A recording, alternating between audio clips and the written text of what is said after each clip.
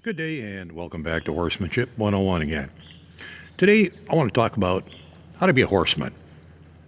And most of what I'm going to talk about today I've covered in various videos and bits and pieces, but I'm going to try and throw it all together and rather simplified version because I think that's pretty easy to do because what I believe a good horseman is, or a horseman in general, I don't think it's horribly complicated. Well, it can be, but it doesn't need to be. We make it more difficult than we need to much of the time. And in some ways, being a horseman is kind of like operating a computer. It's real easy to turn the thing on, push one button. Operating it, on the other hand, is a little more difficult. So pushing the button, that's kind of like becoming a horseman. Learning how to operate that computer really well, that's becoming a good horseman.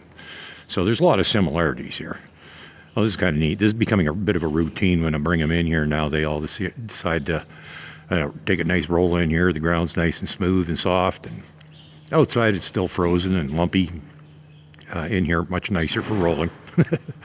So anyhow, a horseman. It's much more of a mentality than anything else, and I've mentioned that in another video. It's not about methods and techniques. It's a mentality, and there's a couple of parts to that mentality. Now, the first part is much like anything in life. If you want to get good at it, you got to be passionate about it. You got to want it. You really got to want it bad.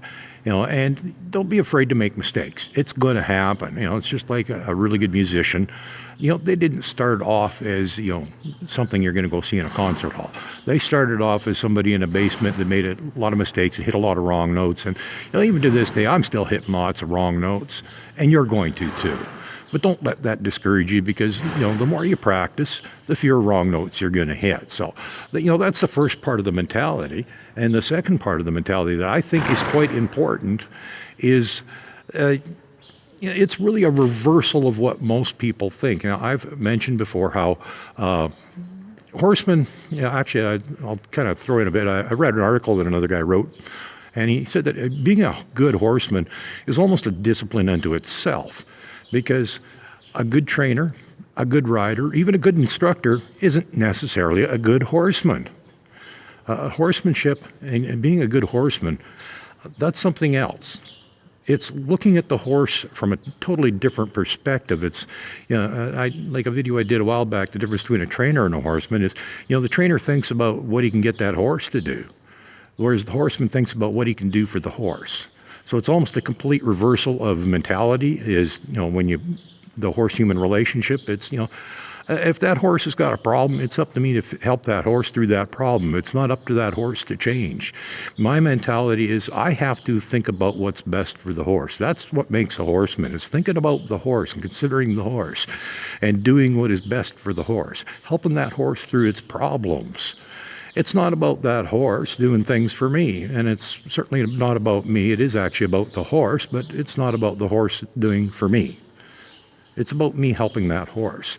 I have to set my pride and my ego and goals and achievements aside and do what is best for the horse. I have to think about the horse at all times and consider what is going to work for the horse, what's going to be best for the horse. I'm the one that decided to keep that animal in captivity. It's up to me to care for it and meet its needs in all ways. That's a horseman. And as I've said in other videos too, being a good horseman is learning about the horse, understanding the horse. Now, you're never going to know everything about the horse. Don't even think that that's possible. Nobody can. There are so many aspects of the horse that need to be considered. What I do is actually just a one small sliver of the big picture. I look at behavioral things, and I look at the nature of the animal and its personality and its nature and how it behaves. I'm not a vet. I don't look at the medical side of things. I'm not a nutritionalist. I don't look at the nutritional side of things. I'm not a hoof care expert, but I know a little bit of each one of those things that I can take care of my horses. And I think that's important too in being a good horseman. You don't have to be an expert in any one of those fields, but I do think there is a responsibility to know enough about those things to be able to properly care for your animal. That's a good horseman. That's what part of being a horseman is. It's a mentality that takes place that says, partly, I'm going to work my butt off until I get good at this. I'm going to at least get mediocre at best. Or, at least I'm going to get mediocre. At best, I'm going to get real good at this. I'm never going to be an expert because there's no such thing. Nobody's ever that good. I'm going to learn till the day I die, and I don't think there's anybody out there that doesn't. And so, what is a good horseman? A good horseman is somebody that puts the horse first. If something occurs that, for health reasons or whatever, that the horse is unrideable, like that one there, I don't ride her anymore because of her shape. She's just not suitable for putting a saddle on. And, it's not that she can't be ridden, but I respect her and, I look at what's important is her comfort. And putting a saddle on her is not going to be a good thing. So I'm not going to do it. That's a good horseman. I'm putting the horse first. It's not about me riding. It's about what's best for that horse. And, if the horse has some problems, I'm going to help it with those problems. Like I said, a horseman is somebody that considers the horse first. So how do you be a horseman?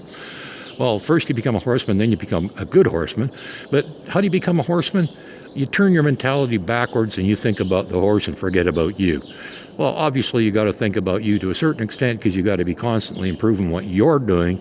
But it's not up to the horse to accommodate you. It's up to you to accommodate the horse. That's what makes a horseman. And that's where you start learning to understand the animal. And there's a lot of things involved in that, in the nature of the horse, how they behave in herds, how they behave in the wild, all that stuff. You got to, take into consideration that a domestically kept horse, is in a little different circumstances than a wild one. So don't expect this one to be the same as a wild horse. But there's still a lot to be learned from that. And there's still a lot that can be learned even watching in the domestic herd because especially around here, we got like 30 horses. So it's very easy to watch interactions between horses. There's enough of them out there. There's bound to be interactions of some kind. So, how do you be a horseman? Pay attention to the horse. Think about the horse. Consider the horse. Don't put yourself first. Put the horse first. That is primarily how simple it is. Getting good at it? Oh, that's another story. But initially, to become a horseman, the first thing you got to do is think about the horse. Have a good day.